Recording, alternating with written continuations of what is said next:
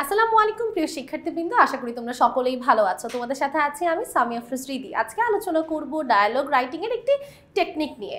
আমাদের এই টেকনিকগুলো পেয়ে যাবে তোমরা আমাদের ইজি ইংলিশ বইয়ের টেকনিক মেথড অংশে। টেকনিক মেথড অংশে আমরা একটি ডায়ালগ শিখে কিভাবে তোমরা একাধিক ডায়ালগ লিখতে পারবে সেটার সমাধান দিয়েছি।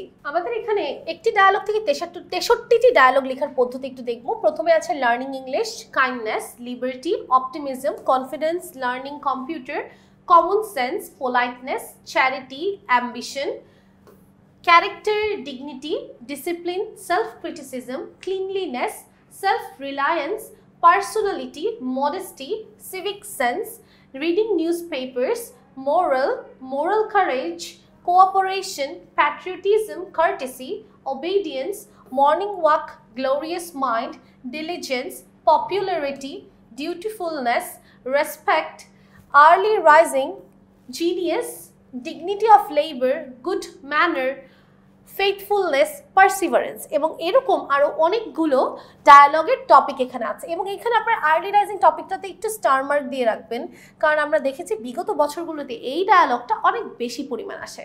আবার যেমন টেকিং ফিজিক্যাল এক্সারসাইজ, এটাও খুবই গুরুত্বপূর্ণ। এরকম টোটাল 63টি ডায়ালগের টপিক এখানে আছে।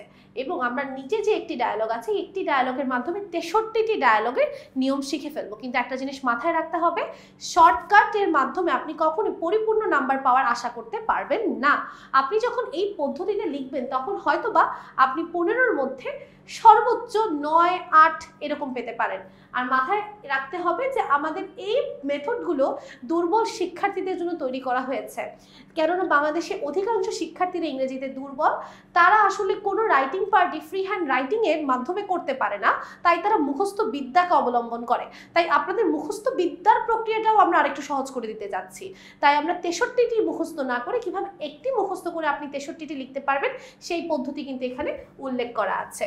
আপনাদের পরীক্ষার প্রশ্নের মধ্যে নাম দেওয়া থাকবে, যে আপনার নাম এটা, আপনার বান্ধবী বা বন্ধুর নাম এটা, আপনি সেইটা ফলো করবেন। আর যদি নাম দেওয়া না থাকে আপনি নিজে ইমাজিন করে নিতে পারেন, অথবা মাই সেলফ, মাই ফ্রেন্ড এইভাবেও লিখতে পারেন।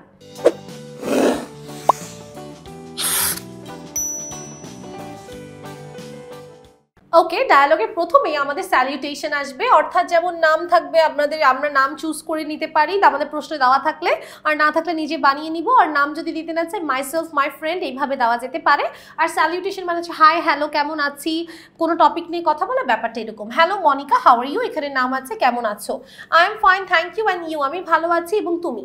I am also fine by the grace of Allah, would you tell me the importance of DN. আচ্ছা, এখানে ইম্পর্টেন্স অফ ডিএন মানে হচ্ছে আপনাদের ডায়ালগের নেম। আমরা উপরে অনেকগুলো নাম দেখেছি, তার মধ্যে এখন আমরা ধরে নিচ্ছি আর্লি রাইজিং। ঠিক আছে, আমরা এখানে আর্লি রাইজিং ধরে নিচ্ছি, কারণ আর্লি রাইজিং যেহেতু অনেক ইম্পর্টেন্ট। আমরা ধরে নিচ্ছি আমাদের ডায়ালগের নাম হচ্ছে আর্লি রাইজিং।